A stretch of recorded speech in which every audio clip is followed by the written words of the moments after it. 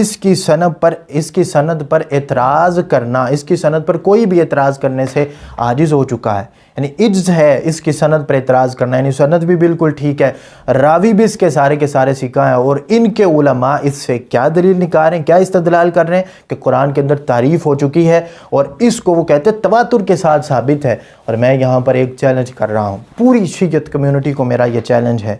کہ وہ ہمارا یعنی اہل سنت و جماعت میں سے ایک مسلمہ شخصیت دکھائیں، یعنی وہ پھر حضرت عبداللہ بن عباس نے یہ کہا، حضرت قتادہ نے یہ کہا، فلاں نے یہ کہا۔ قرات کے مختلف ہونے میں اختلاف نہیں ہے، قرات کے مختلف ہونے میں اس کے اندر جو اختلاف ہے اس کے ہم قائل ہیں کہ قرات کے اندر اختلاف رہا ہے، اس وجہ سے حضرت عثمان غنی رضی اللہ تعالیٰ نے اس قرات پر جمع کیا جو کہ رسول اللہ صلی اللہ علیہ وسلم کی قرات تھی۔ اور یہ مشورہ حضرت علی، حضرت ابوبکر صدیق، حضرت عمر رضی اللہ تعالیٰ عنہما، ان سب کے لحاظ سے یہ بات جو ہے وہ اس وقت جو ہے وہ اس پر اجماع ہوا تمام صحابہ کا کہ یہ قرات رسول پاک صلی اللہ علیہ وسلم کی ہے، اور اسی قرات کو آگے رائج بھی کیا گیا حضرت عثمان غنی رضی اللہ تعالیٰ عنہ کی طرف سے۔ اور پھر ان کا یہ کہنا کہ حضرت امام مہدی کے پاس ہے، اور وہ سارے حوالہ جات وہ انشاءاللہ تبارک تعالیٰ میں بالترتیب مختصر سے ٹائم میں آگے میں ذکر بھی کروں گا۔ تو ابھی میرا صرف یہ چیلنج ہے کہ ایک بھی مسلمہ شخصیت اہل سنت کی یہ دکھا دیں کہ انہوں نے اختلاف قرات کے لحاظ سے یہ استدلال کیا ہو کہ قرآن کے اندر تحریف ہو چکی ہے، جبکہ آپ کے علماء تو یہاں تک لکھ چکے ہیں کہ تحریف بھی ہو چکی ہے، اور تواتر کے ساتھ ہر زمانے کے اندر یہ ثابت بھی ہے، تواتر کے ساتھ یہ خبریں ہم تک جو ہیں وہ پہنچتی رہی ہیں۔ اور پھر خاص طور پر جن کا یہ عقیدہ تھا، کیا آپ نے اکثر سنا ہوگا کہ حضرت جبرائیل علیہ السلام کو بھیجا حضرت علی کی طرف گیا تھا، لیکن وہ حضرت رسول اللہ صلی اللہ علیہ وسلم کی طرف چلے گئے تھے۔ تو وہ خاص طور پر وہ چیز، تو وہ حوالہ نوٹ کریں اپنے پاس کہ وہ کیا حوالہ ہے، تذکرۃ الائمہ کے اندر یہ موجود ہے۔ جتنے بھی سامعین ہیں میں ان سے یہ گزارش کروں گا کہ وہ کلپ مکمل سنیں اور اس کے بعد پھر اپنی رائے کا اظہار کریں، کیونکہ بہت دفعہ ایسا ہوا ہے کہ میری وہی بات جو کمنٹس میں کر رہے ہوتے ہیں وہ آگے موجود ہوتی ہے۔ اس طرح پچھلے کلپ میں میں نے کہا تھا کہ ان کے علماء نے تردید تو کی ہے،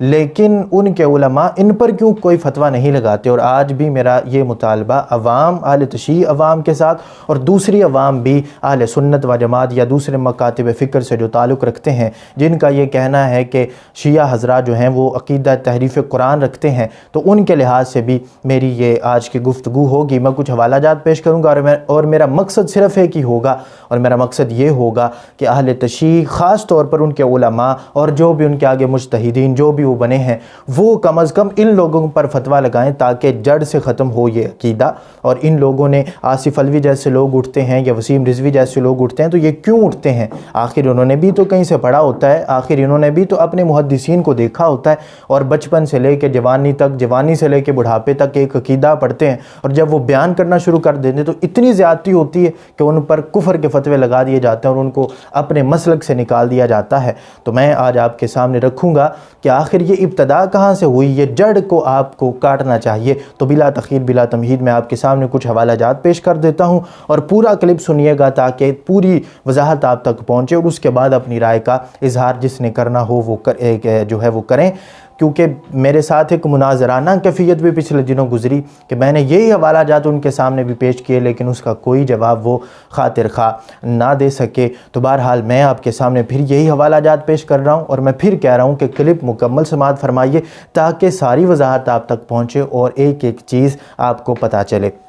اور یہ بھی پتہ چلے کہ میرا مقصد کیا ہے۔ میرا مقصد کسی کو دکھ پہنچانا، کسی کو ٹھیس پہنچانا نہیں ہے، کیونکہ محبت ہے تو وہ اللہ کی وجہ سے، بغض ہے تو وہ اللہ اور اس کے رسول صلی اللہ علیہ وسلم کی وجہ سے، اپنی وجہ سے ذاتی عداوت یا اس طرح کا ہم کوئی بھی عقیدہ نہیں رکھتے۔ تو یہ سب سے پہلے جو ہے وہ اصول کافی کے اندر ایک روایت موجود ہے، جس روایت کی مختلف تعویلات بھی کی جاتی ہیں اہل تشیع کی طرف سے۔ تو میں جو حضرت ابن عباس رضی اللہ تعالیٰ عنہما یا دوسرے اقوال پیش کرتے ہیں کہ دیکھو تمہارے اندر بھی تو یہ عقیدہ موجود ہے، میں اس کے لحاظ سے بھی گفتگو کروں گا، اسی لیے میں بار بار کہہ رہا ہوں کہ کلپ جو ہے وہ مکمل سماعت فرمائیے گا۔ اب یہ جو ہے وہ اصول کافی کے اندر جلد نمبر 2 میں ایک جو ہے وہ حدیث ذکر کی گئی، جو ان کے لحاظ سے ائمہ معصومین ہیں، 12 امام ہیں، ان میں سے ایک امام کے لحاظ سے ایک روایت ذکر کی گئی۔ کہتے ہیں علی بن حکم نے ہشام بن سالم سے، اور انہوں نے ابو عبداللہ سے روایت کیا، کہتے ہیں قال ان القرآن الذی جاء بہ جبرائیل علیہ السلام، کہتے ہیں کہ بے شک قرآن وہ جو جبرائیل علیہ السلام لے کے آئے الی محمد صلی اللہ علیہ وآلہ وسلم، رسول اللہ صلی اللہ علیہ وسلم کی طرف جبرائیل علیہ السلام جو قرآن لے کے آئے، وہ اصل میں قرآن کیا تھا؟ کہتے ہیں 17,000 آیہ، 17,000 اس کی آیتیں تھیں۔ اب اس قرآن کے اندر اور اس قرآن کے اندر کتنا فرق ہے؟ یعنی 2/3 قرآن غائب ہو چکا ہے۔ اب اس پر میں کچھ حوالہ جات پیش کروں گا، اس سے پہلے کہ یہ کہا جائے کہ یعنی تعویلات مختلف کی جائیں، ان کے محدثین کا اس کے بارے میں کیا خیال ہے اور ان کے محدثین اس کے بارے میں کیا کہتے ہیں؟ سب سے پہلے ملا باقر مجلسی مرآۃ العقول فی شرح اخبار آل الرسول، یعنی اصول کافی کی جو شرح ہے اس کے اندر جلد نمبر 12 صفحہ نمبر 525 پر وہ کہتا ہے کہ یہ جو حدیث ہے الحدیث الثامن والعشرون، اس کے بارے میں وہ کہتا ہے کہ اس کے جو راوی ہیں وہ سارے کے سارے ثقہ ہیں، اور پھر آگے جا کے وہ کہتا ہے فالخبر صحیح، اور یہ جو خبر ہے یعنی یہ جو حدیث ہے یہ بھی صحیح ہے، اور کہتے ہیں ولا یخفى ان هذا الخبر وكثير من الاخبار الصحیحہ صریحہ، یعنی وہ کہتا ہے کہ یہ خبر اور اس طرح کی بہت ساری صحیح اور صریح خبریں کس بات پر دلالت کرتی ہیں؟ کہتا ہے فی نقص القرآن و تغییرہ، اس بات پر دلالت کرتی ہیں اور اس بارے میں ہیں، کہتا ہے فی نقص القرآن، معاذ اللہ قرآن کے ناقص ہونے پر دلالت کرتی ہیں۔ اس طرح کی اور دوسری خبریں بھی صحیح اور صریح خبریں موجود ہیں۔ ان کا محدث بڑا ملا باقر مجلسی وہ اسی آیت کے ضمن میں آگے کہہ رہا ہے کہ اب ہم آج کے لوگوں کی مانیں یا ان کے بڑے بڑے جو محدثین جو ہیں وہ حدیث کے لحاظ سے آئمہ پیشوا ان کے گزرے، ہم ان کی مانیں کہ جنہوں نے ان کے دین کو آگے لوگوں تک پہنچایا ہے؟ تو کہتا ہے کہ قرآن کے اندر معاذ اللہ نقص ہے اور قرآن کے اندر تبدیلی ہو چکی ہے، اور پھر آگے اپنا بھی جو ہے وہ بیان کرتا ہے وَعِنْدِي أَنَّ الْأَخْبَارَ فِي هَذَا الْبَابِ، کہتا ہے کہ میرے نزدیک اس باب میں جو ہیں وہ معنی کے لحاظ سے تواتر تک پہنچی ہوئی ہیں روایات، کہتے ہیں